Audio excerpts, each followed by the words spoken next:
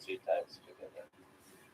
Namo tassa bhagavato arahato samma sambuddhassa. Namo tassa bhagavato arahato samma sambuddhassa. Namo tassa bhagavato arahato samma sambuddhassa. I pay my respect and homage to him, the Blessed One, the Worthy One, the fully enlightened Buddha. So I would like to wish happy Poson to all of you. Last Friday we had the Poson full moon day, and that's very. This full moon day is very significant to the Sri Lankan Buddhists because that is the day that they celebrate the arrival of Buddhism to Sri Lanka in the 3rd century BCE. That's the very reason why we have chosen the sutra Venerable Arhat Mahinda preached the sutra to then Sri Lankan King Devanampiya, which helped the king and his 40,000 followers embracing Buddhism. And so why is it so important, this sutra? This is what we are going to talk about. But before we get into the discussion, I would like to introduce our venerable monks to our audience. So we have Venerable Trudeau joining the discussion from Florida. And then we have Venerable Bhante Nanda joining the discussion from the Long Island, New York. And then we have Venerable Bhante Sanat Vihari joining the discussion from Los Angeles. And we have Venerable Bhante Kusala joining the discussion from Boston. And then we have Venerable Shanta Sobana joining the discussion from Los Angeles. Then we have Venerable Bhante Jayasara. He's joining the discussion from New York this time. I know you joined the discussion from different cities. I'm in New Jersey now. For the Vasa, yes. So I'll be in New Jersey for one.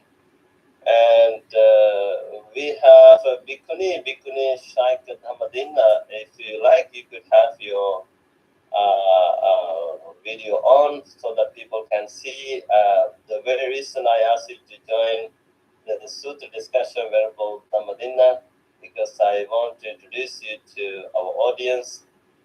Venerable Dhammadina is an Indian Bhikkhuni who is doing amazing service, spreading Dharma not only in India, but also in the United States, here in Canada. So we had the great privilege of meeting Venerable Dhammadina together with 2 more nuns,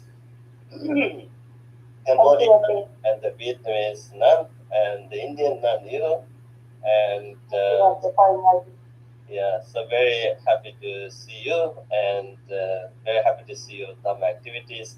And I know when you go back to India, you may not have time, but today you're free.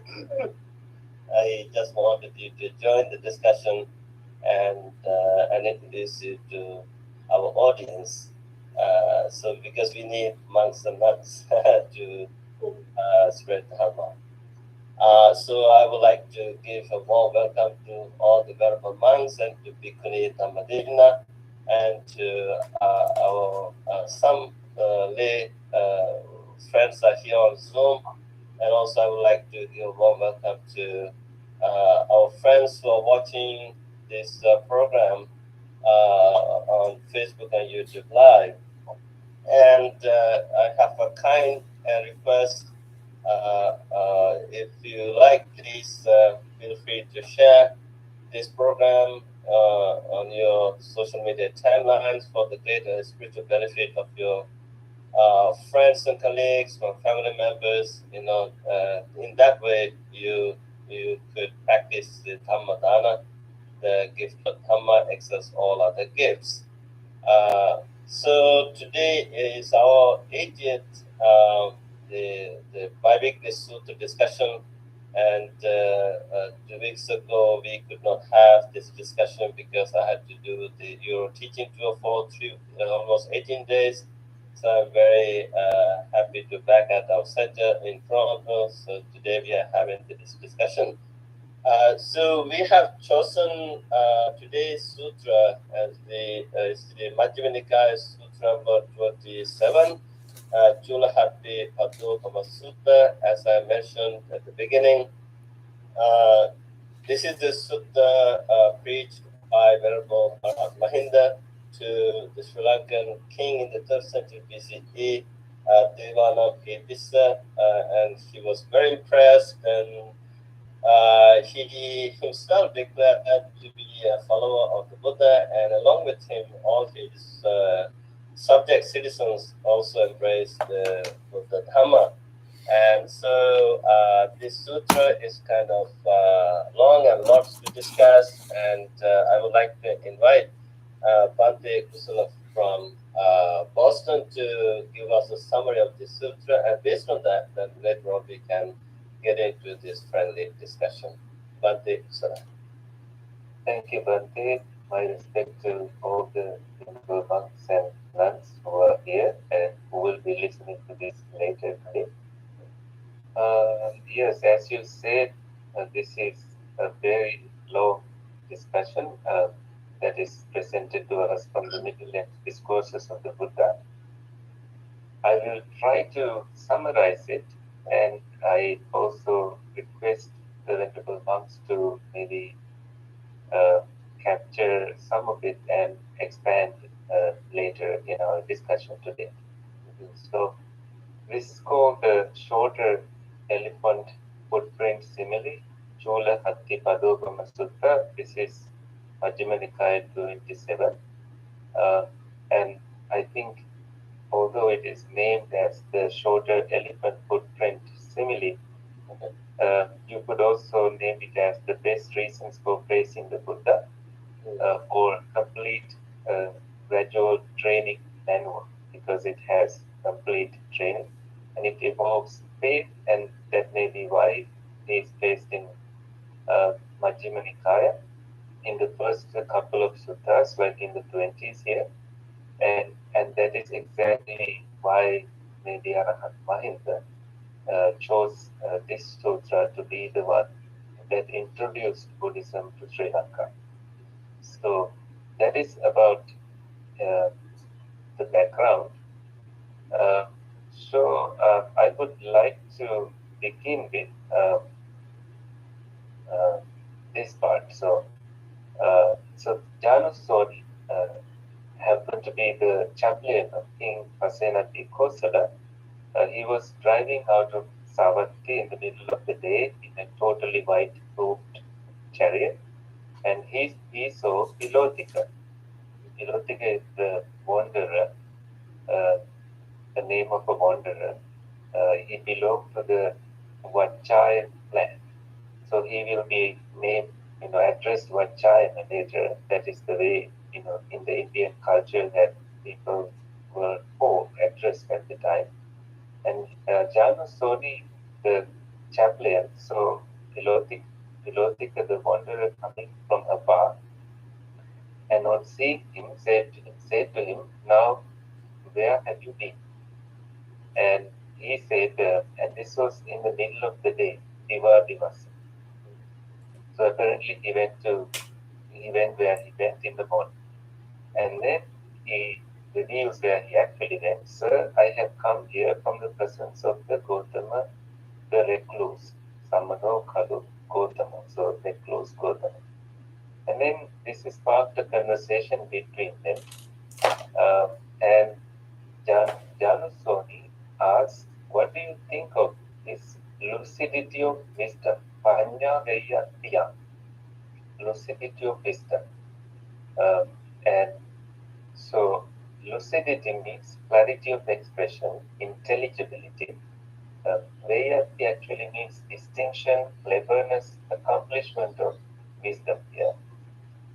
If you look at the Pali word, and you can find out details about the Buddha's own lucidity from Buddha's own words. If you read Mahasihanaka Sutta, this is Majjhima Nikaya 12. So that will explain how the Buddha explained it. And the next question is from Jan Soni, again asking, do you think he is wise? Pandito, this is the word used there. Do you think he is wise? And the answer is very interesting and impressive. He says, who am I to know such things? Who am I to even say the Buddha is wise or anything?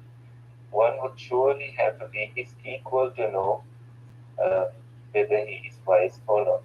So he's saying that I'm just a simple person. And then Janusonic says, Master Vachayana praises the recluse Gautama with such high praise indeed.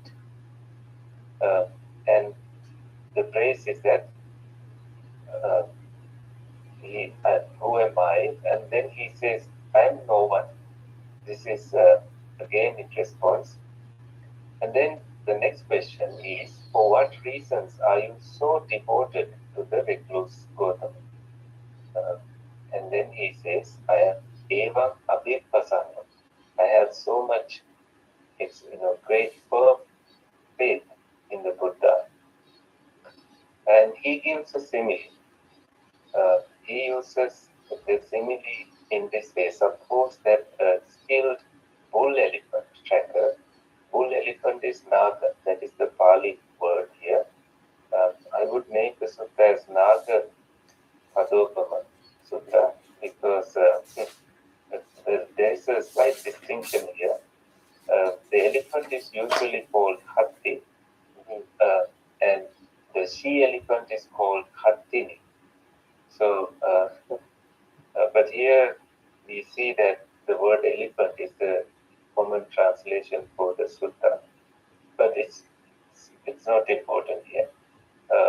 And so, so now this is a bull elephant tracker, someone who is looking for the elephant who is strongest and who has the biggest footprint. And this is a tracker, this is a person. And he were to enter the forest and he will see a large elephant footprint. And this footprint is long and broad.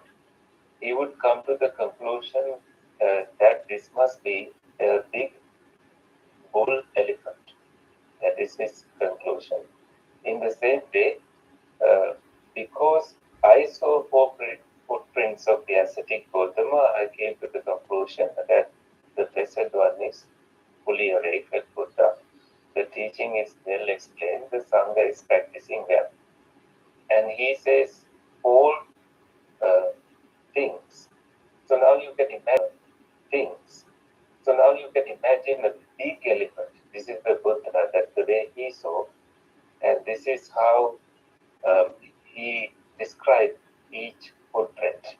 The first scenario is that the learned nobles, who are aristocrats, who were clever, knowledgeable about the doctrines of others, as sharp as hair-splitting marksmen, they wander about, as it were, demolishing the views of others with their sharp wits. When they hear the recluse Gautama will visit such and such a village or town, they formulate the question thus: we will go to the recluse Gautama and ask him this question.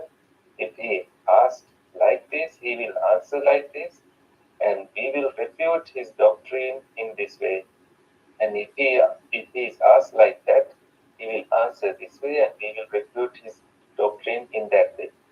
And what happens is that the Buddha educates them, encourages them, fires them, and inspires them with his Dhamma talk, and they don't even get around to asking their question to the ascetic Gautama. So how could they refute his answer? Invariably, they become his disciples. These are about aristocrats. That is one footprint according to philosophy. And then the learned Brahmins also go on like that, and then some clever householders, they go on questioning the Buddha like that. And then clever ascetics, they go on questioning the Buddha. But what ends up happening is they forget to ask the question, and they can't really come to winning their arguments. But they get ordained, and so according to Philotika, these are the footprints that he saw. This is how he saw the Buddha, alluding to the notion that the Buddha is such a large elephant. And soon after that, he says, people are withdrawn from sensuality, diligent, keen, and resolute, and they realize the supreme end of the spiritual path in this very life. So they live having achieved with their own insight the goal for which they became monks. And then they say, we were almost lost. We almost perished. We used to claim that we were ascetics, we were Brahmins and perfected ones, but we were none of these things. They become so sincere about their former held views. So this was the answer he got, but Janusoni was highly impressed with this answer, that he wanted to see the Buddha. And what he did was he got down from his chariot, arranged his robe over one shoulder, raised his joint palms toward where the Buddha was, and expressed his heartfelt sentiment 3 times, saying, Namo tassa bhagavato arahato samma sambuddhassa. Homage to that blessed one. Namo tassa bhagavato arahato samma sambuddhassa. Homage to that blessed one. Homage to the perfected one, the fully awakened Buddha. And then he says, hopefully sometime or other I will go see him. And then I will engage in a discussion.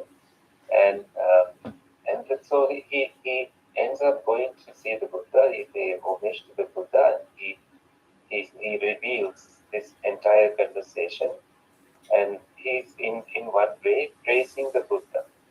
The Buddha, however, rejects such praises, saying that they are, misplaced, since they do not reflect the best reasons for praising him. So the question here is that an outsider who is not an actual follower of the Buddha is able to attain the 4 jhanas, is able to attain the 3 knowledges that the sutra describes. But only full awakening itself, that the Buddha reveals, the knowledge of the destruction of the mental defilements, the very attaining of arahanthood, the final purity, is fully and uniquely the Buddha Dhamma. So many a times people miss that part, and here I will stop here a little bit and say that this sutra is actually longer than the greater discourse of the elephant footprints in it. Although this is named as Chula is smaller, but this is longer than that and has the entire part described here. And this comes before the next one. So when the Buddha completes the simile, this is actual teaching coming from the Buddha himself. And the Buddha says, Brahmin, the simile of the elephant footprint is not yet completed in detail. Vittare paripuro. It's not completed. And then he says, the Buddha wants to help Janusoni here by giving true account of how to actually represent himself. And the Buddha says, listen and apply your mind well, and I will speak. And the Buddha begins by the same simile and says, when the bull elephant tracker sees a large elephant's footprint, long and broad, they do not come to the conclusion that this must be a big bull elephant. He traces high up. Because there are small she elephants, Vamatika, Paladikas and leader elephant. These are called matriarch, Kanerukas, with bigger foot size, because he knows that there can be those other elephants too. They keep following the track until they see a big footprint, long and broad, and traces. They look for tusk marks and broken branches high up, and they see the bull elephant walking, standing, sitting, or lying down at the root of a tree or in the open. This is that big bull elephant. He is the rover of elephants. So the Buddha. This is actually the Buddha. The big elephant here is the Buddha. And then the Buddha begins to teach that the Buddha appears in the world, itself discovers the Dhamma, and he offers teachings to the world. And the lay person hears this teaching and develops faith in his mind and goes and becomes a monk, because household life is seen as an impediment to complete pure practice. And they purify their seed by keeping 5 precepts. So this is where 5 precepts are introduced to the world in one way. This is one of the sutras. And with right reasoning, he thinks clearly. He doesn't just believe it because he's taught them, but with right reasoning, he abandons former habits and wants to keep the 5 precepts. And this includes so many details of not injuring plants. This person basically lived the full code of monastic vows, and they come to the fullest of it. And when they have this entire spectrum of noble ethics, they experience themselves. They understand that they are now blameless, and they have blameless happiness inside themselves. And then they come to further search, and they discover noble sense restraint. They experience an unsullied bliss inside themselves, and their happiness deepens as they see that not only their actions but also their mind is becoming free of anything unwholesome. They act with full awareness now because it's leading that way. Full awareness is sampajanya. This is called clear comprehension. To become even more aware in all activities they do, including walking, talking, and being silent. So they are fully aware, and they begin to meditate. And in that process, they realize that with right reasoning, they have to give up covetousness, and choose pure mind. And then they give up ill will and choose compassion, kindness, and loving kindness, and give up all hindrances to come to further purity of their minds. Then they enter stages of purification and understanding called jhanas, one by one. But they don't stop there until they are sure that there is nothing beyond to go. And they start seeing past lives, they start experiencing knowledge of death and rebirth according to karmas of different people, and they also experience ending of defilements. These are the actual elephant footprints. The elephant here is the Buddha, and again, these are his footprints. He walked on this path, and people are now walking on the same path. And they realize the 4 truths. They slowly come to the conclusion. So here is actually the investigation coming to conclusion. But they don't conclude it just because they heard that the Buddha is so and so, but they conclude it themselves in their own search. And the real conclusion is that the Buddha is awakened truly, and this is how he is awakened. And so this is the actual path detailed by the Buddha, and Jana Sonin praises the Buddha, saying that excellent Master Gautama, excellent, Abhikantam O Gautama, Abhikantam O Gautama, as if he were writing the overturned, or revealing the hidden, or pointing out the path to the lost, or lighting a lamp in the dark so people with clear eyes can see what is there. Master Gautama has made the teaching clear in many ways. So he decides to right there go for refuge in the Buddha and his teachings and in the Sangha. And then he says, from this day forth, may Master Gautama remember me as a lay follower who has gone for refuge for lifetime. Upasitam Bambhavam Gautamo Dharetu Ajitagge Padupetam Saranam Katati. So, however, we need to remember that the four jhanas, the three knowledges, and attaining of liberation through arahanthood, these are the Buddha's footprints. The Buddha walked on these and revealed to the world. Uh, in Vilotika admires the Buddha the way he understood it, and it's based on social and didactic skills. But the Buddha declares that his real achievement is mental cultivation, ending in full self-awakening.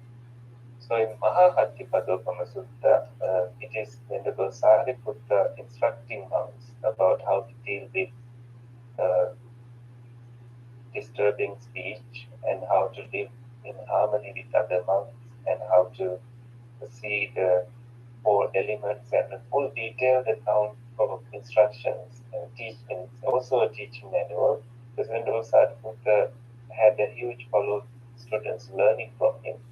But this one specifically comes from the Buddha through this conversation.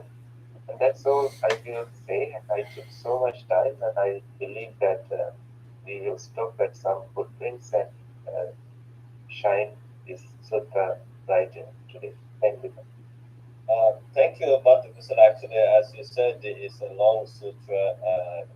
That should be in the Digha Nikaya actually, because it has a lot of teachings, Right. but it's very spiritually significant. When you read the sutra, and it's I think I see the social perspective, how a person becomes impressed of someone when lay people like those wanderers, Brahmins, warriors, special like elite people, when they go to refuge from the Buddha, Dhamma, the Sangha, they think, oh, these are the real the bulls or the footprints. But Buddha gave a different perspective. I think that's what he did. He gave a different, broader paradigm shift. So instead of giving an impression for the societies, people like those elite people embracing the Buddha, but they think they have seen the Buddha. But here, Buddha gives a spiritual perspective. No, they have not. That's not the real the Buddha's footprint. So then here he gives a spiritual perspective, step by step how to get there. And so I just have a very general question for all of you. I know so nobody has raised hands yet. Here's a question. I'm pretty sure all of you have read the sutra many times. And how do you see this sutra? Why is it so important? And what can we learn from this sutra? And maybe whatever part of the sutra is of great importance to you, maybe you can highlight that. And how can we explain to the people in lay terms,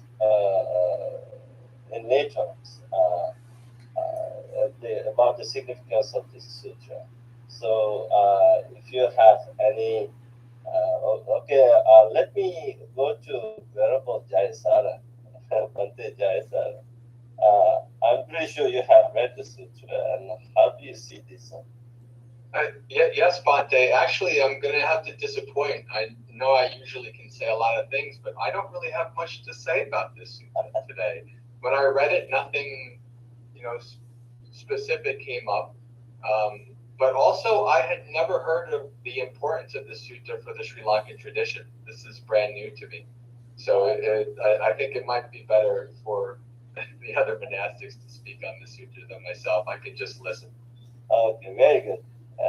Yeah, so I see the Venerable Shanta Sodana from California. Yeah, thank you very much, Venerable monks and all the nuns. So actually, when we come to the sutra, especially related to Sri Lanka, it is a very important sutra. Yeah. As we know that Venerable Mahinda, before he come to Sri Lanka, he studied about the Sri Lankan background, and he studied the language also. So he first explained this sutra. That means he deeply analyzed the Sri Lankan culture. Because Sri Lankan people are very easily falling to kind of like believing things without searching anything. Still, sometimes we see that nature. So it's a very important, especially why this sutra is important for nowadays. Because as we see, there are a lot of people when they want to learn about the Buddhism, or especially when the newcomers come to this community or the Sangha, or when newcomers come to the Buddhism, this sutra give a very clear background about the teachings. So because as we know, most of the time when it comes to religion, people believe about some kind of psychic powers, or some kind of third party interference, or many other ways that kind of like having miracle powers, so kind of like. But here in this sutra, Buddha mentioned that having miracle powers, so kind of like. But here in this sutra, Buddha mentioned that the clear understanding about ourselves and purifying our mind and go into introspection and have the clarity and get out of all the astravad, or the cankers, or the influxes. That is the very clear path to gain the liberation. Because still we see people use the word nibbana and the enlightenment, and nowadays those words are very famous, and in many different ways people try to explain it. But when it comes to the Buddha's teaching, so it's kind of like we all are kind of like elephant hunters. We're looking for bigger elephant. So when it comes to that, sometimes just seeing whoever practice the virtue or the disciplinary code, sometimes we think, oh, that is the best place. But that is what the Buddha mentioned here in another way. Sometimes people practice in many very difficult yogic practice, or very difficult, vigorous rituals, but that doesn't mean that is the bigger elephant. And maybe sometimes people have kind of like give up the society and go to the forest and stay there. And we see people appreciate that. But at the same time, that is not the big elephant. So here, especially in the Western world nowadays, this monkhood is a very expensive, very popular word. And in social medias, there's one guy, he's from London, now he's in Los Angeles. It's a very famous case. And he used to tell he used to be a monk. And he talked about a lot of things. A lot of people used to follow because he was a monk. Yeah. It gave some kind of validation for him to talk things. But finally, what happened, somebody found out he's not a monk, and now he's go through like a lawsuit. So it's kind of like a people look into this spiritual path and they want to find a clear way, but there are a lot of people try to manipulate this. So the spirituality is the word, the spiritual is the subject nowadays, most corrupted subject now. It's becoming very marketing word. Yeah. So this is why it is very important. When people want to practice, and it is according to the Buddha's teaching, it's very clearly it's mentioned here it's deep. It's not about looking someone or go behind somebody and looking this outside details. It's practicing ourselves, understanding deeply and recognizing and having the clarity within ourselves and understanding that the impermanence, unsatisfactory and selflessness within deeply, within ourselves is the clear path to get into the liberation. So when it comes to this, especially that when people practice meditation, even nowadays, even though we have so much information, we have to be very careful within our conventional life. As we all know now, people create many information now rather than getting the right information. People create information. So one of the biggest thing is kind of like people create information about the war, even though there is no kind of like such a true information. They create information and then they put it to society, and the society used to believe that. So another thing is the one of the major the problem now this the deep fake the message, because people create videos and interfere and bringing information is kind of like really somebody tell it, or even maybe the real person don't know about anything. So here what in this sutra what the Buddha mentioned, even how we can apply it to our conventional life, it is very important, especially when we hear things.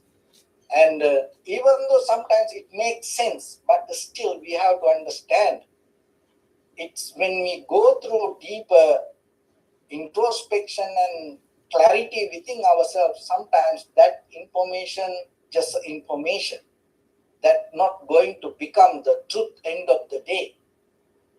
So that is very important, because most of time the people use the information to destroy the society, even the destroy the truth, even the destroy the people.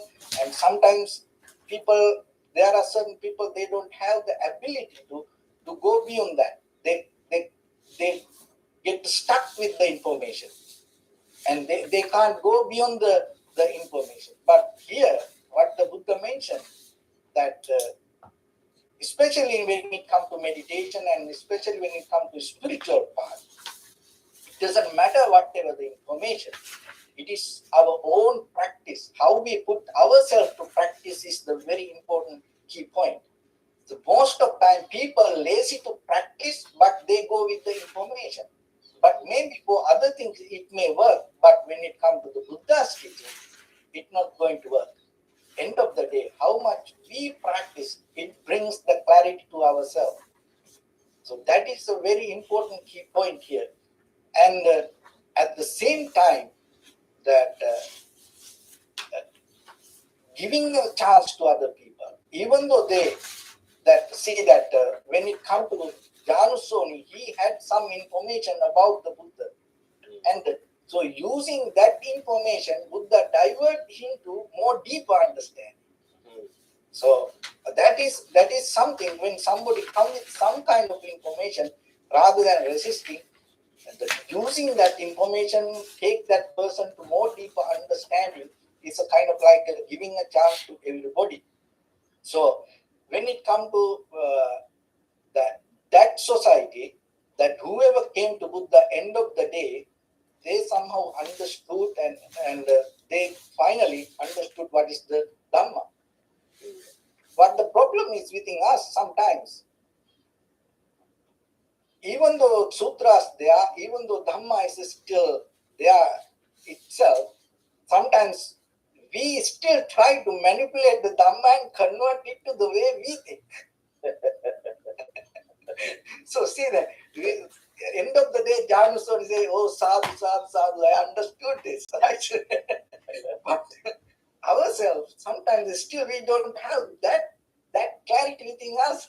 We, end of the day, we somehow try to get the sutra and try to manipulate and the way we want, but it's not good. That when it comes to Dhamma, that not going to work, because we see in a very large scale, and there are a lot of people try to do it.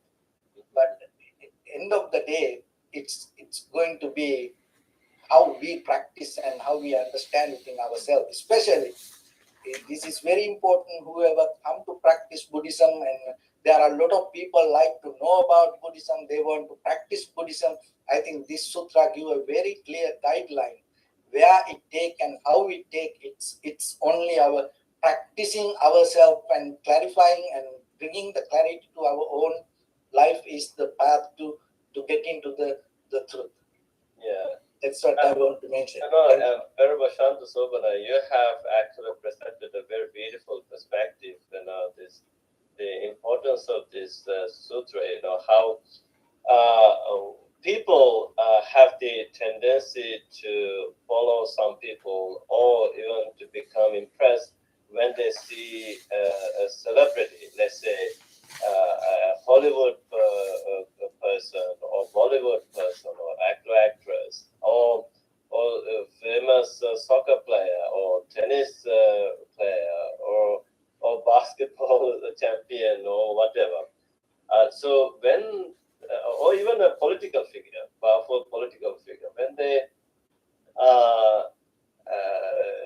praise Buddhism or Dharma or shows a great interest in meditation practice, people say, wow, look at that person, maybe he's the real bull elephant still embracing the Dharma. And then it may convince people to follow it, but it also could be misleading, not understanding, not seeing the real bull elephant. I think as we continue to find, maybe this is a way of teaching us a way of how to discover, how to find a real bull elephant. Here is referring to the Buddha, Arhants, and giving some steps, gradual steps, how to become a bull elephant. And at the same time, when we say, very recently, one monk told me that he was traveling somewhere in Malaysia or Indonesia. So there was a guy when he say, I take refuge in the Buddha, Buddhang Saranang Gacchami. So have you seen the Buddha to take refuge in him? How do you know that he is the Buddha? What are the ways to understand that Buddha in order to express yourself that I take refuge in the Buddha? So this is the answer. This is the sutra actually highlights the footprints of the bull elephant. Is not just the sila or self-restraint or clear comprehension or just abandoning the five hindrances, but the real footprints are the jhanas, three knowledges, and the destruction of the cankers or defilements, and eventually realizing the Four Noble Truths by becoming the Buddha or Arahant. So that is the real bull elephant the Buddha is referring to. So now the questions, this could be referring to us. Where are we at in this journey? Have we become closer to becoming that the bull elephant? So maybe this is something to reflect on. I don't know it. Okay, Venerable Trudal from Florida. Thank you so much. You have to unmute yourself. Thank you so much. Salutations to all of the most venerable bhikkhus and bhikkhunis present here. First and foremost, I'd like to say that all of the most venerable bhikkhus and bhikkhunis here have in fact left a footprint on all of our lives. And blessed are those who are present today, who are able to see clearly, hear clearly all of the rarity of the representatives of the monastic order. And a scratch mark of that, as the monastics and monks and nuns are living teachings of the Buddha, living Dhamma, of the teachings of the Buddha. And with what we reflect on that footprint and that scratch mark, that slash, that tusk, I think we all have seen an elephant tusk and how they actually take a real elephant tusk and glorify it into bedrooms and businesses in Asia. And to realize that an individual that wears orange robes, saffron robes, red robes is significant icon, an icon of peace, colors dedicated to peace and enlightenment, of safety, of the threefold training to ensure the well-being and the continuity of the world that we see today. Without it, without the monastic order, we would be in a complete mess. This was a very comprehensive sutta where it encompasses the threefold training. And, I am now training a lot of novice monks ages 13, 16, charged with the responsibility to ingrain the precepts into them, and on a more clinical level, the Four Noble Truths and how they can apply that to their life and teach it to their friends. It's a challenge I have for myself so that we have a living continuity of the next generations of clinical monks that can repeat everything that we're doing here. I find that our world pulls our fellow humans away from themselves, and it becomes harder for any human to replicate and test the teachings, whether it is true and correct. When we look at the threefold training, first we see virtue on here, and one would ask oneself, when it comes to life, how many have taken a life of an animal? And when you did in fact took that life because of hunting, how did that make you feel at night? How did that make you feel coming home? How did that make you feel when you turn on Facebook and to watch cows cry before they're being slaughtered? The conscience and awareness of such animals and the emergence of research into how they can think and feel and their expression of that feeling leads us, if your heart is not moved, then, well, we have another problem there. To reflect on that, all of this has to do with the word peace. Though I agree that most of us humans don't know what a peaceful life is. So if we don't know what peaceful life is, we must look at what it is not. And taking a life does not lead to a peaceful life. When we look at stealing, how many of us have stolen before? And what was the psychological effects of that, taking things that is not given? Then when it comes to sex, how much energy, virya, it robbed you from being fully human. And of course, speech, which gets humans into trouble left and right all day, every day. We can't even imagine the magnitude of the effects of speech. Then we move down a little bit and we look at he eats only once a day. And today my father and I sat and we spoke about the prevalence of diabetes. And my dad goes on, and I said, Dad, all this can be cured quite quickly had people just eat once a day. It would put a lot of industries out of business. Nothing can be more real in testing out the teachings of the Buddha when a monk asks you, how many times a day do you actually eat? I go to the market, and everyone knows I get on TikTok, and where I go, I think of humanity. Where I go, I think of teachings, and randomly I make videos. And then one of the latest popular video is one of the main determinant of death is food. And, everyone knows I love M&Ms. I have a sweet tooth. Every year, the M&Ms get bigger. The Reese's Buttercup gets bigger. It used to be a 2-pack. Now it's 4. So you have to think, understanding systems is somebody's talking. Some CEO is picking up on the other line, talking to another CEO and said, hey, we need you to make the candy a little bigger so they can eat more and make it very addictive so they can get diabetes, so that we can sell more metformin, 500 milligrams. So when we look at, how the Dhamma clinically protects you from a clinical level, uh, you know, abstain from dancing, singing, watching shows, how much time that wastes us. Abstain from wearing garland and beautifying himself. You know how much haircuts cost these days? I overjoyed. I find these little small things to make myself happy. And one of them is I get to go and shave when the time is right. And I go, every time when I shave, I'm saving like $30. My students are reporting to me $30 over the hair thing. One of the novices is very attached to his hair, as it is growing now in 0.75 to almost an inch.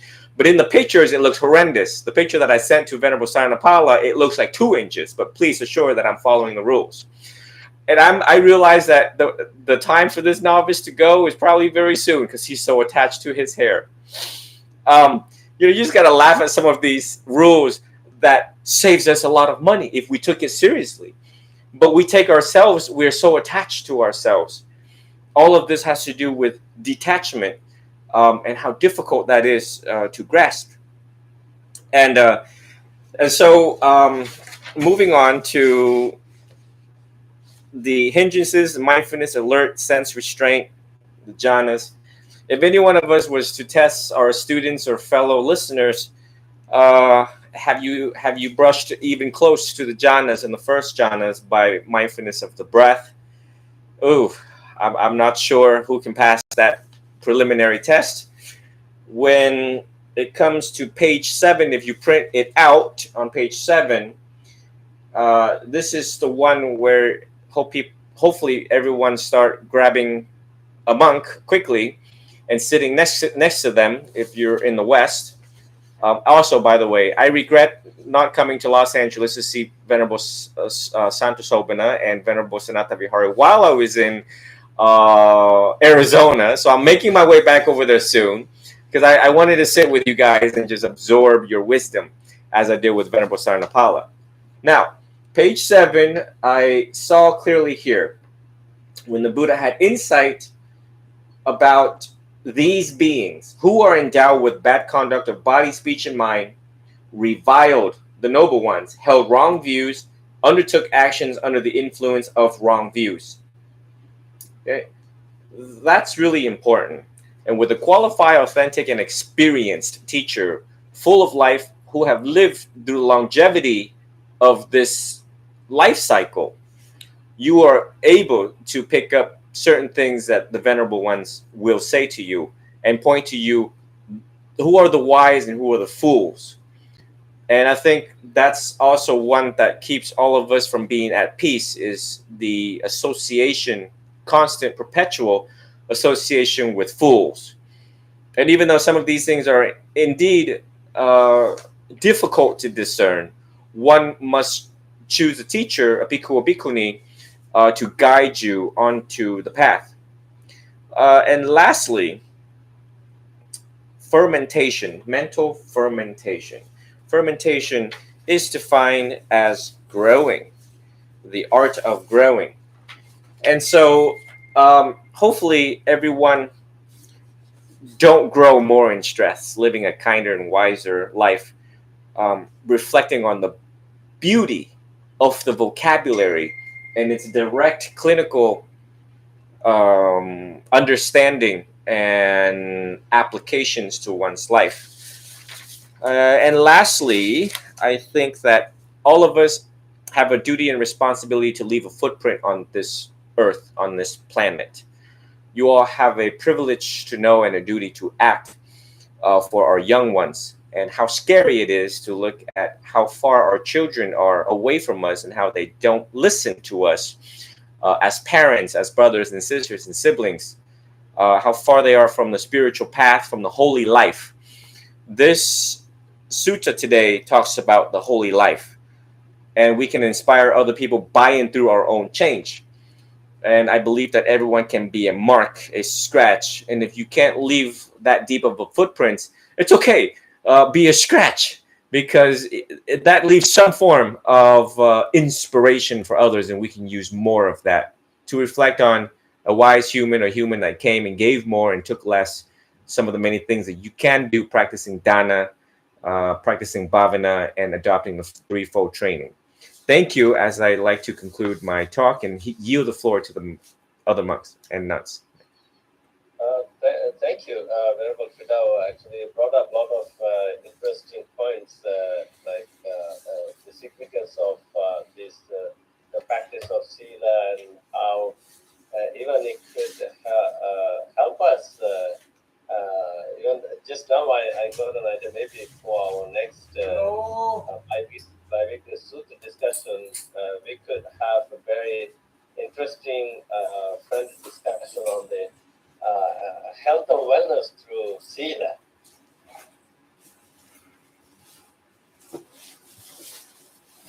The list of the things, the sila practices found in the sutra. It would be nice to highlight those teachings in the positive side of this practice, and maybe it would be of immense. Just now I got the glimpse of maybe kind of insight how important it is for our health and wellness. The sila is. It's very important to discuss in detail. I just wanted to make something catchy and make more people smile today. You know, there's this catchy saying with the car insurance thing, right? You can save a bunch of money on your car insurance by switching to Geico. Well, my thing is you can save a bunch of money on your car insurance by switching to the holy monastic life or the holy life of the Theravadan instructions, such as the hair thing, you know, saving $30, saving your hair. I believe you save a lot of money.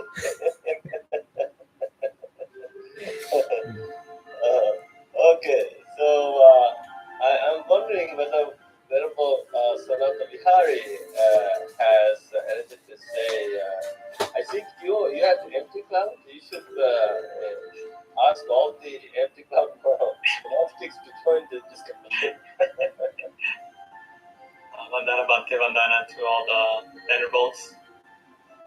A couple things came to mind, Bhakti. One is that sometimes people forget about the step-by-step instructions that the Buddha gave us, or they try to ignore them because we're so used to wanting things now, right? So in our society now, everything has to be instant. We want everything now. So we're always looking for a shortcut. Right? Is there a special chanting that I can do? Is there a special meditation that I can do? Is there a special sutra that I can read? Is there a special puja that I can do? We're always trying to find a shortcut, right? Even in Buddhism, the development of the Buddhist traditions, right? The traditions keep saying, this is the fastest way, this is the fastest way, this is the fastest way. So even Buddhists themselves are always trying to make shortcuts in this way, but the Buddha taught us the gradual path, right? The gradual training that we need to go step by step by step by step. And the first step is probably one that's very difficult for a lot of Westerners. I noticed myself, Bhante, which is saddha. Yeah. Saddha is like a bad word in the West, right? Faith is a dirty word. I think if you have faith, then you're a fool, you're stupid, you're ignorant. If you have faith, but right here we see that saddha is the key, right? The key into really going into the practice. So we need some faith, right? It doesn't mean blind faith, but you should have some faith that it is possible to purify yourself, right? That you're not damned to suffering, right? That you're not stuck in samsara, but that there is a way out, and there is beings who have found the way out, right? And they're sharing with you the way to get out. So we need that. The rational faith. Yes, based on evidence and experience and on all these categories. And sometimes people misinterpret the Kalama Sutta, right? They think that means no faith, like it's all hyper rational, but that's not what it's saying, right? It's saying not to blindly follow those things either, right? Don't blindly follow faith, don't blindly follow a teacher, don't blindly follow even logic or reasoning, right? All these things shouldn't be followed blindly, but that doesn't mean that we throw them away, right? We still should follow a teacher. Teachers are useful. We still should have faith. Faith is useful. We we should still follow the suttas, the books, the holy books. They're very useful too. So we don't just throw everything away and rely on ourselves. We need to have some faith, right? We need to have some faith. So I think that's something that is very important. And as I was saying earlier too, that not trying to find shortcuts. You have to do the work, right? A lot of people, they do the meditation, but they don't want to do the sutta study. You have to do it, right? A lot of people want to do the sutta study, but they don't want to keep all the precepts. They want to go out dancing at night and drinking and doing drugs and have 2 or 3 boyfriend and girlfriends. Sorry, that's not going to work. You need to follow the recipe. You're not going to get the cake that the Buddha's giving us if you don't follow the recipe. You're going to get something different, right? You're going to get something completely different. And I think that brings me to the next thing that came to mind about how Buddhism is secularized in the West, right? So that's what they're trying to do. They want to get the parts of the cake that they like and have their own cake. But that's not the Buddhist cake. It's something else. You're doing something else. It's no longer Buddhism. And here we see that at the highest level of Buddhism, there's no way that we can make it secular, because we're talking about looking at our past lives. We're talking about seeing beings arising and ceasing, right, due to their karma being reborn, right? And we're talking about these very kind of these elements that we can't see that carry us from life to life, known as the asavas, right? That perpetuate suffering, which are not empirical things. We can't measure them. They're not like things that we can touch in the world, right? And they keep us going from one life to another. So to be a Buddhist is to have faith in the Buddha and to trust in the Buddha and to have this kind of transcendental, maybe metaphysical view that you can't prove at this moment, right? So that's really what it means to be a Buddhist. You can't remove faith and remove karma and remove past and future lives and remove. When you do that, you don't have Buddha anymore, because a Buddha is a being who is freed from samsara, free from rebirth, free from karma. If you take all those things away, you don't have a Buddha. You have like a Socrates in an orange toga, right? That's what you get. So it's not real Buddhism. So we have to be very careful, because we have that tendency with shortcuts. We have that tendency with trying to make things our way, as we were saying, as one of the Bhantes was saying earlier, right? We get the sutta and we try to see it as Bhante. Yeah, Soben was saying, we get the sutta and we try to interpret it our way, right? We get one sutta like the Kalama Sutta and we use our Western lens. Oh, this must fit my Western view. I have to put it into my Western view. Or whatever your view is. If you have a magical view, then this has to go into my magical view. So whatever our view is, we always limit it instead of trying to see it for what it is. So I think it's very important that we... Here's a question asked in the Facebook. Is confidence a better word than faith? I don't think so. I don't think so. I think that that's just like trying to get around it, right? You're trying to dance around it because it's too difficult for you to deal with. You have some resistance to the word. We have to accept it. Buddhism is not about running away from difficult things. There's faith there, so you have to practice introspection and maybe talk to a friend, talk to a monk, or talk to a therapist. Why do you have this resistance towards faith, right? What is the negative association you have in your culture or in your own mind towards it, right? So we have to understand these things so we can solve the problem, right?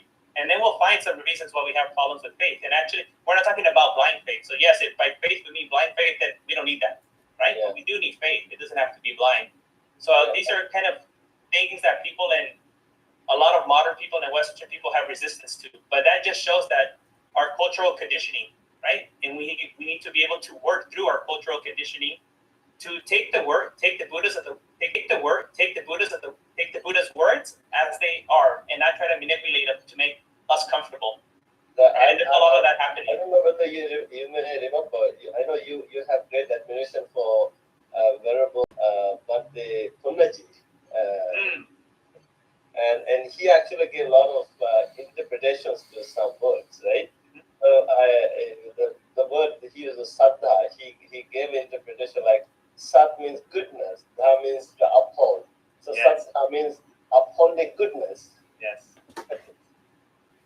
Yes, and that's useful because the saddha has to come from somewhere, right? What are we appreciating? What are we devoting ourselves to? What are we worshiping? What do we have faith in? Well, we have faith in goodness, right? That's the faith that we have in something good. You're not going to have faith in something that's bad that doesn't work. If something doesn't work, then you don't have faith in it. We have faith in things that work, but we should have faith in things that work. So that's how I take that interpretation. But all of this to say about this is that, we should should follow the gradual training. We should listen to what the Buddha said, not try to find shortcuts, not try to make things the way that suits us, like Bhante said, and read the sutta into our own worldview, right? We have to put our own view aside for the moment and follow it, and we have to realize that this Buddhist project is more than self-care. This is not a self-care project, right? This is to be free from samsara, to become awakened, to become an arahant. This is not a mundane path. This is a super mundane path, right?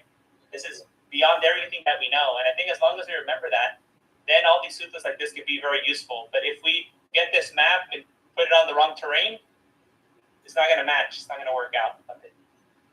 Yeah, it's very interesting. Like even in finding the real bull elephant, the real bull elephant here is being referred to the Buddha or the Arahant, and is beginning with the sila practice, actually, right? In the Venati Sutra. The first it is the foundation, and then the Indriya Sangana, sense restraint, and the Sati Sampajanya, clear comprehension, and then getting rid of, abandoning the five hindrances. So these four practices help us discovering the first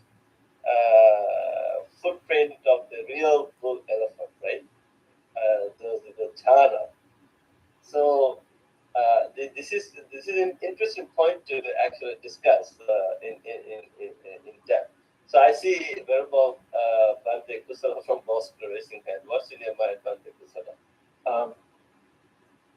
Many things, Bhante. So, as I was listening to Bhante Sanatari, I would say trust could be a good word, because trust, I think, has some connection to self-reasoning and coming to conclusion with really trusting that this actually works, this medicine works, and this is why it works. So I think I would still stick with Saddha for that. And yesterday I was walking in the neighborhood with a friend of mine, and we happened to stop at this person who happened to walk a dog, very cute dog. And my friend asked to pet this dog, and so in that process we were introduced to this person. He strongly believes in Christianity and was advocating for Jesus, but at the same time he has his medical profession. He's an oncologist and has family history of his mom being a beauty queen, but how she was abused by her neighbor, and this person who abused her ultimately had to confess that he did this because he developed cancer and he couldn't die peacefully because this was bothering him, and he confessed it to this person's mother's grandma. And this so the concept of karma is I think is strongly evident here, that this person really felt the karma that he did, abusing, molesting a child. And unfortunately, the grandparents and parents did not want this go any further, and she was warned to not talk about it, not say anything to her dad. And this made her suppress this feeling, and then she became rebellious in her life, and she ended up becoming a beauty queen, but that put her in the path of drugs and alcohol, and ultimately she had a billionaire son and this son, but this son who is a medical doctor, but she chose to live on the streets as homeless because she could just be free and continue her alcoholism, and she ended up dying. She died young. and she could have lived longer and in comforts of her billionaire son, but she chose to live that way. And you can see how another human action contribute to destroying someone's life, ultimately taking their life. So this is actually killing. Our wrong actions contribute to uh, killing another person slowly. That is, and on the other hand, when you walk in the neighborhood, you have to have the kind of compassion and kindness to be receptive to such conversations. And there a smart person from there also approached me and started asking questions about Buddhism, and he was comparing his own experience of having a lavish lifestyle, but how he immediately felt guilty upon reading gospel, and he wanted to correct himself because he felt like he was doing something wrong. And he started his faith practice from there, and he continues questioning. And one time he shared genuinely that one time he went to a physicist, one of his professors, and said something about God, and God created all this. And his professor took a minute and responded, why then is God created children with defects? So he was shocked with this question. It's as if asking why then there are diseases in the world, why there are people with mental illness in the world, why did the Creator create this? So he has his own journey asking questions this way, and I was sharing my perspective out of my ignorance, I said, and I think in all these conversations, what I saw happening is that my own practice coming to life, and it's her place to experience what we have actually practiced. One thing, we could get angry about all these questions, and we can ignore them, say that you have no idea what Buddhism is about. We can be arrogant that way, but you could also tap into that compassion and be there at least. It could mean listening to these people for 45 minutes standing in high heat in the hot summer. But I thought this is great. This is what is happening now. And in the next couple of minutes would be the end of my life. But at least if I have spent the time that I was spending in my life with compassion and kindness, it is the ultimate test to our practice. And we could continue this practice wherever we go. And this helps us with living with other monks. This helps us with living with people out there in the world. And the moment a person realizes, people think that we have two lives, but the actual life starts when we realize that we have only one. And in that process, we start to prioritize who do we spend time with, what should happen to us, what is best for us. I think Venerable Santa Sobana pointed out clearly that the ultimate question is, ultimate conclusion is what it does to us. Where do we place ourselves in this practice? And it is with this kind of questioning that we come to abandon anger. Because someone in another discussion asked, when you at the moment, at the heat of anger, how do we actually stop it? And then I questioned, when the kettle is boiling, can you actually say the kettle to stop boiling? It has reasons for it to boil. Someone is putting fire underneath it, and the kettle has to boil. There is no way that you can do it at the moment. This is why there is a training for us. And in that training, we take lots of hardships to abandon certain things. You see the drawbacks of anger yourself. You see how harmful it is, how it affects your lungs, how it affects how holding grudges or living with difficult people, holding them in your heart all the time, as they are the wrong ones. and they are the ones causing suffering. Holding this kind of frustration in your heart makes you sick. This, one of the luxuries in life is to have a peaceful home in a dear way or an ugly way. You can do both. It is our choice. And with right reasoning, when that kettle is boiling, we realize that you take yourself out of it. That is the first thing. This is anatta teaching. You take yourself out of it by not feeding any more fire. Then the kettle will stop boiling and it will cool down by itself. So this is so important for us to realize that it is not at the heat of anger that we turn anything off. It is actually through gradual training by realizing how dangerous it is to hold on to anger. These are old habits of ours. And we abandon them. And there is another option. By abandoning it, you just don't keep an empty heart. He dwells with an awareness devoid of ill will.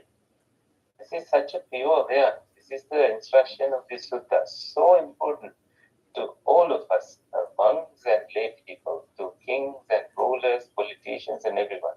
Abandon this anger because of right reasoning, seeing how it burns you, how it is like drinking poison and wanting somebody else to die. It doesn't happen that way. See this person. And this way, when you are angry, you will quickly remember that you can't, by getting angry, you only do more destruction to yourself and destruction to others. And you will not be mindful when you speak with anger, because you will say the wrong thing, and these are verbal daggers, and these things kill other people for a long time. And anything you say, any action you do, the mind is involved with it. 50 years later, this you remember it. It is right there. This is why mental purity for us is so important.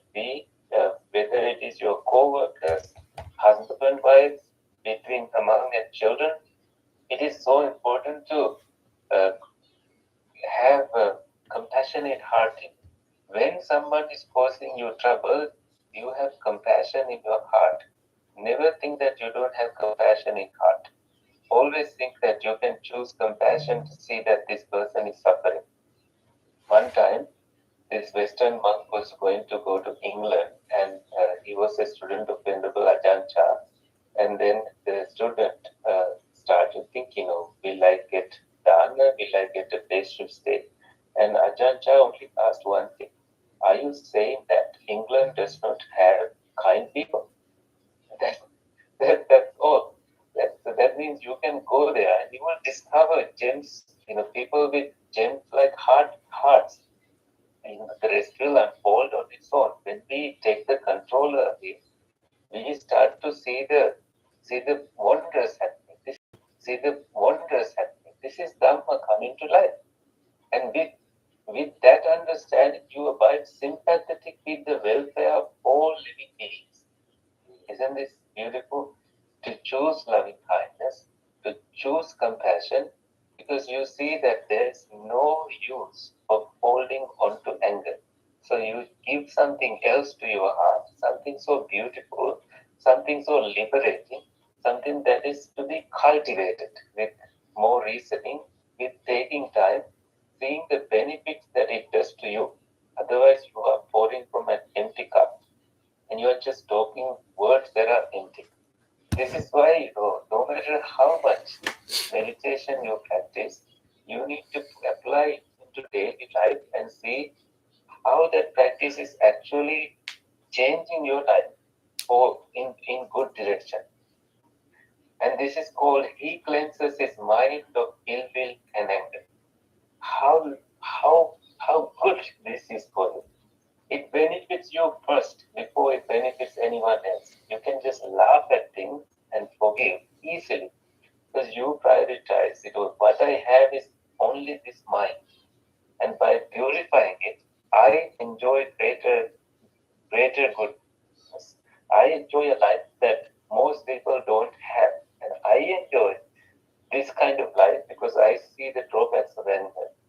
And I can always always choose to complain of things or just forget the complaining and appreciate the beauty of life.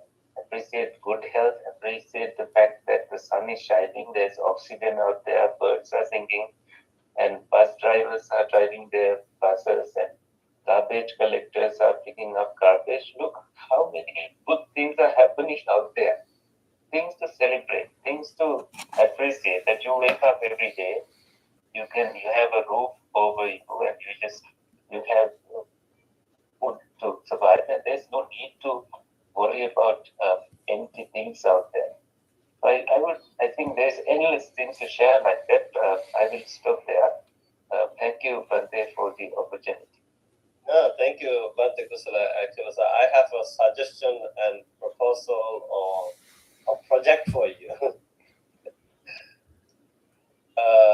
Can you ask the kettle to stop boiling? That would be a hit book. Right. This will be a second book. If you don't start, I'm going to start soon. No, go ahead, Bharati. I am mudita in my heart. I feel so enjoyed that you came up with it, and please go ahead. It's a very catchy title. I'll be happy to read it. And yeah. Bante Shanta Sobana, what's in your mind? Actually, I want to add something to this Bante Kusala mentioned. That is very important because most of people think being in the present moment going to fix all the problems. But when it comes to the Buddha's teaching, that we know the suffering, cause of suffering, and cessation, path to cessation. So when it comes to that, there is a term called Anupada Dukkha Nirodha. Anupada Dukkha Nirodha means there is an unborn suffering in front of us. It always depends on the present moment of the intention. So if the person has the ability to view that it doesn't matter whatever the situation happened in the past, in the present moment, if the person consciously take a decision to purify or try to develop the loving kindness, compassion, or the wisdom, or the generosity.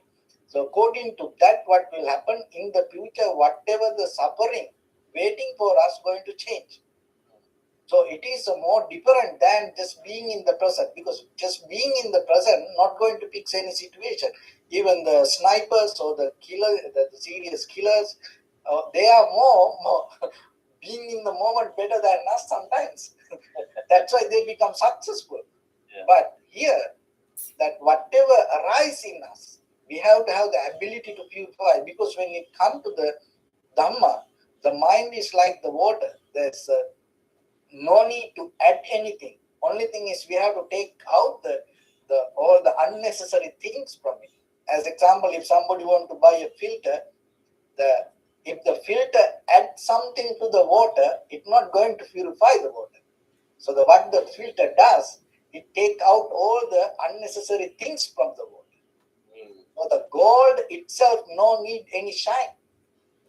Because so same like the mind itself has the ability to find the tranquility state. But the thing is, our mental formation, our desires, our own habitual patterns are the problems. So as Venerable Sanat Vihari mentioned, that people like to change, people like to become more better, but they don't want to give up what they keep doing. That's a problem. So they want to do all the things they want to do, and end of the day they want to be the success. They look for the success, but it's not going to happen. So that's why when it comes to sometimes suffering, we can't teach. Maybe they have to suffer themselves to understand. Here, that this Janusoni in the sutra, that he was wearing white, and he had a very that white, all this horse cart and everything, and he was went to the city and he was giving gift to other people. So wearing white, it's kind of like he may kind of like went through all these sensual pleasures and had the luxurious life, and then end of that all he may look for kind of like a transformation. So it's kind of like when it comes to people, That's why in this sutra is mentioned, it's kind of like if the person look for freedom, if that person recognize it is in the community of Sangha, it's kind of like he found out the like this empty sky. It's like this emptiness give the ultimate freedom. And if the person give up that all the conventional barriers, it's kind of like that person become like the bird. So it's kind of like the person need to be mature to understand what is the freedom. Because when it comes to the ignorance, one thing is suffering we take as the satisfaction. You know? So ignorance we take as the wisdom. So sometimes people, they have to go through suffering to understand. And maybe when the person is suffer not enough, maybe it is very difficult to teach for them. So it is, but whoever listening to this, if the person went through difficulties and if the person go through hard time, if anybody look for a change, the very first principle, start to change whatever you keep looking, whatever you keep doing, the way you keep talking, the things you're reading, start to change your day-to-day activities. That basically that foundation will help you to slowly change your life. So and most of the time people look for happiness and satisfaction. Just wishing itself is not going to come to us. And according to this sutra, that the first, once the person listen to the Buddha's teaching, once he that come to the monkhood and he give up his personal desires and he start to practice and start to go through this disciplinary code, and when you come to that disciplinary, and according to the Buddha's teaching, it is not just the discipline. It's just being disciplined not going to take us to the liberation. We have to have a higher virtue, higher mental state, higher wisdom. So we have to have ability to push ourselves little bit, go beyond this conventional level of lifestyle. So that will help us to go into more better place. So as a result of that, by the time it will help us to have the tranquility state. That tranquility state help us to get out of the five hindrance. That will help us to enter into the jhanas. Through the jhanas, even the jhana is not the big bull elephant, because many people used to practice that also. But after the jhana also, when it comes to the vipassana knowledge, so that is where the person can understand what is this Buddha word. And other thing is this Pilotika, the Brahmana Pilotika, he understood the Buddha according to all the Brahman society came to Buddha and tried to argue with the Buddha. So the Buddha, even before getting to the argument that people, Buddha gave the answers. So looking at that, Pilotika understood the Buddha is a kind of like a big bull elephant. So that is what most of the time today happens. People always look, and if the person talk nicely and if there's a big audience, million followers, people start to believe that person. But when it comes to that, it's changing ourselves is the very key point. Because everything in birth, everything conditioned by cause and effect. So if anybody understands that foundation, so anybody can attain to liberation. Yeah, so that's very interesting. I see some comments. There are people actually, they are really enjoying this discussion. They say this is a very interesting discussion where we can refresh our common knowledge with Eva Metta, and the person is quite enlightening. And so we had a very interesting discussion today. In fact, Chandrasoni the Brahmin was very convinced. Chandrasoni the Brahmin was very convinced. I think the word Venerable Sanatana used, maybe being convinced is the first step.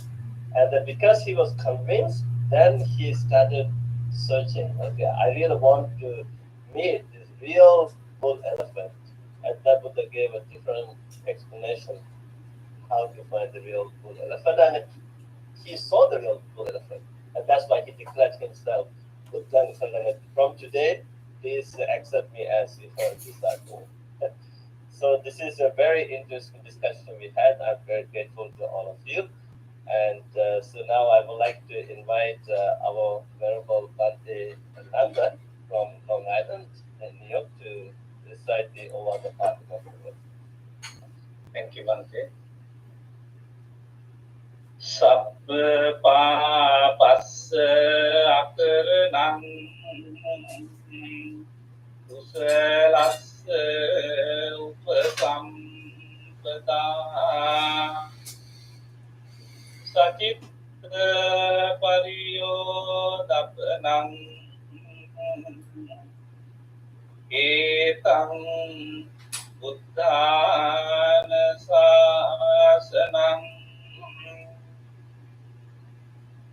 kante paramang tapoti dikha nippanang paramang vadanti buddha nahi pappajito parupagati na samano hoti parang vihedayanto anupavado anupagatu patimokke samvaro mattanyuta bhattasmin pantanca sayanasanang adhijitte ayugo etang buddhana sasanang. Sadhu, sadhu, sadhu. Thank you very much, Bhante Nanda, for beautifully reciting the Ovada Fatima verses, which contain the essence of the Buddha's teaching. And we feel like as a Buddha, we are very close to the Buddha mind and in his presence. So I'm very grateful to all the venerable monks and lay Dhamma friends for joining us this discussion. Today we had the 80th biweekly sutra discussion, 80. I always feel happy, and of course we are able to run this biweekly sutra discussion because of the competent monks and nuns like you. You all are sharing beautiful stories and insights, and people are really enjoying this discussion. So I'm very grateful to you, and may all the blessings of the Buddha, Dhamma, and the Sangha be with you. May Devas, celestial beings, continue to protect and guard all of you with the divine blessings for your health and safety. Sabbe Satta Bhavantu Sukhidanta. May all sentient beings be well, happy, and peaceful. With these loving thoughts in mind, I would like to conclude today's Bible discussion, and I'm looking forward to seeing you again in 2 weeks' time. Until then, stay well and happy, and good night from Toronto, Canada. Bye-bye. Bye. Thank you all for being wonderful listeners. Every 2 weeks we have these bi-weekly discussions, so I have to remain silent until it's my turn, and I go back to being silent. Hopefully that taught all of us to remain silent and keep noble silence in absorbing the Dhamma. So I did my 8, now I'm hitting the gate. Because most of my announcements this week was administrative announcements. So I hope that everyone got a good kick out of the journey over the past 2 weeks. But I have some other priorities I have to tend to, and hopefully I can show back up live tonight and give additional talks for all of you. Thank you all. May all be well, be happy, be free, always be healthy.